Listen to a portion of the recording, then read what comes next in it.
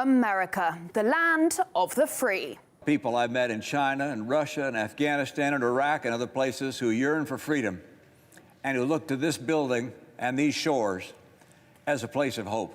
The American people and the greatest democracy the world has ever known. This temple to democracy. Over the past few decades, the US has been busy exporting its brand of democracy all over the world. But it looks like finally the well's run dry in its own backyard. In what could have been lifted from a dystopian sci-fi Black Mirror episode, Twitter, Facebook, Instagram, Snapchat, the list goes on, logged Donald Trump out of his accounts for good. Twitter took its biggest step yet to limit President Trump's reach. Twitter has permanently suspended President Trump's account. Twitter has announced it is cutting off President Trump's ability to post on the social media site permanently. President, of course, used Twitter extremely frequently and to extreme controversy. President Trump has been violating rules all over social media for a long time. So the American president, given a mandate by tens of millions of voters to run the country, silenced by unelected technocrats in Silicon Valley. Out with the American Constitution and in with Twitter's terms and uses. But even that apparently is too little too late in today's America. We need solutions that don't start after untold damage has been done. Changing these dangerous dynamics requires more than just the temporary silencing or permanent removal of bad actors from social media platforms.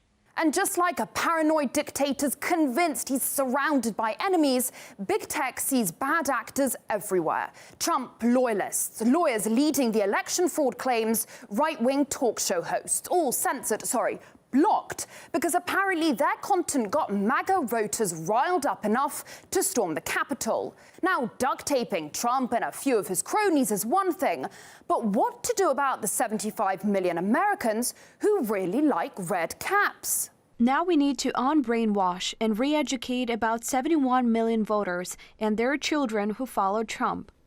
Trump supporters need to re-educate themselves on a lot of things, but one of them is the definition of democracy.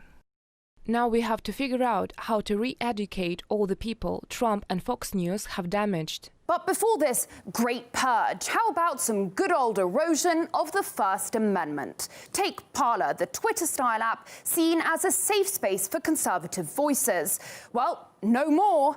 After it saw an influx of people angry at Twitter's censorship, policy, Parler was dropped by Apple, Google, and Amazon. This is obviously a collusive action on the part of these incredibly powerful entities who are seeking to not just destroy their competition, but effectively to silence people who are supporters of the president online.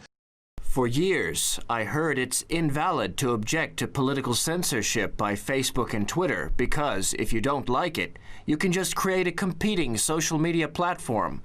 Parler tried, and in 24 hours, Google, Apple, and Amazon united to destroy it.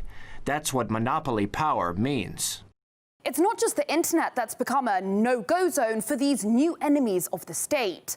Big-time political donors from car and oil companies to big banks have turned off the money tap to lawmakers who backed Trump in questioning the election results. Oh, and if you were a Trump aide, well, good luck finding a job. Hire any of Trump's fellow fabulists above and Forbes will assume that everything your company or firm talks about is a lie. I mean, what's next? Informing on people? Oh, wait. Let's name and shame them. After some amazing work by J.S. Railton and friends, here is his face, and I guess his mum's. Pay attention to the shirt and hat and her glasses. Well done, Twitter. Navistar Direct Marketing in Maryland. You've got an employee to investigate. No, not a chapter out of Orwell's 1984. Just America, the land of the free, in 2021.